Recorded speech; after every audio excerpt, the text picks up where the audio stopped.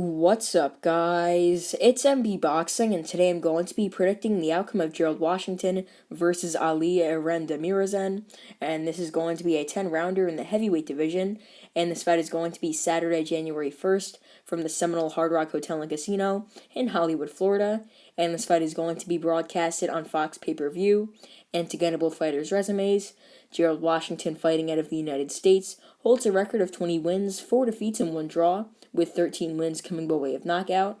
He's currently not ranked by BoxRec in the heavyweight division due to inactivity, but he is a former WBC heavyweight world title challenger. And to list all 4 of his defeats, he has a knockout loss to Deontay Wilder, a knockout loss to Gerald Miller, a knockout loss to Adam Kovnatsky, and a knockout loss to Charles Martin. And to list his one and only draw, it came by split decision against Amir Mansour. And to list some of his best victories, he has a knockout win over Jerry Forrest, a unanimous decision victory over Eddie Chambers, a unanimous decision victory over Wesley Nofire, and he has a knockout win over current top 10 to top 15 heavyweight, Robert Helenius. And to get his opponent's resume, Ali Eren Demirezen, fighting out of Turkey, holds a record of 14 wins, 1 defeat, with 11 wins coming by way of knockout. He's currently ranked number 67 by BoxRec in the heavyweight division. And to list his one and only defeat, it came by unanimous decision to prospect Efe Ajagba. And to list some of his best victories, he has a unanimous decision win over tough journeyman Kamil Sokolowski, a knockout win over Nikola Milasic, and a knockout victory over Michael Sprott. And in my opinion, this fight is going to go in favor of the up-and-coming Turkish heavyweight, Ali Eren Demirezen. Demirezen, he did lose his U.S. debut 2 years ago against Efe Ajagba, but I think he's going to rebound here, coming to the United States for the second time, and I think he's going to get the job done, and I think he will ultimately be able to stop Gerlad Washington in this fight. But more on how the lead up to this fight was, and how both fighters prepared, and how the fight is going to go down specifically round by round. Gerald Washington, he came into this fight, or is coming into this fight, at 253 pounds. That was shocking when I heard that during the weigh-in. I was just shocked. Washington normally comes in at around a low 240, maybe even 230, somewhere around there. Usually 230s, and at worst, a low 240s. But here he came in at 253 pounds. He's coming off more than a 2-year layoff, fighting, or just almost a 2-year layoff, actually, considering his last fight was against Charles Martin in February of 2020, and he did lose that one by knockout, as I mentioned before. But Demirezen, he lost his U.S. debut, as I mentioned before, but I do think he's going to rebound here. And he did come in at 256 pounds, so, usually Demirezen comes in around that weight, I believe so. So, there's not really much of a problem for him. It seemed like camp went pretty well. And I would assume that he's been training with, Christian Hammer and Victor Vikers, considering they are all in, the same gym in Germany. So, he got some pretty good training in. But I think that Vikers was probably his main sparring partner, considering that I believe that Vikers and Washington are similar in height and similar in, build and whatnot. But, Ali Eren Demirezen has a sort of style where he comes forward with his hands up, and he likes to put his opponents on the ropes before laying shots off them. But in his one and only loss to Efe Ajagba, he just sort of looked flabbergasted and looked sort of out of his element, as Efe Ajagba was able to use his height advantage and was able to just press his shots on Demirezen and just back him up with the jab, with the right hand, just keep him off him and just land shots and just outwork him.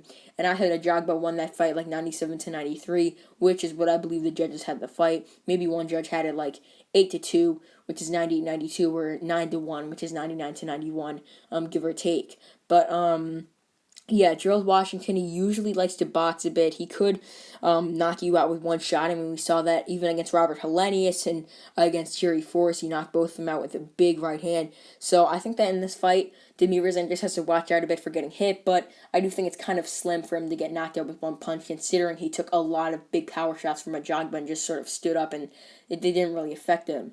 But Demirezen, I think the first half of the fight, he's going to, or I think throughout the fight, both these fighters are going to have a very similar style to what they normally fight with.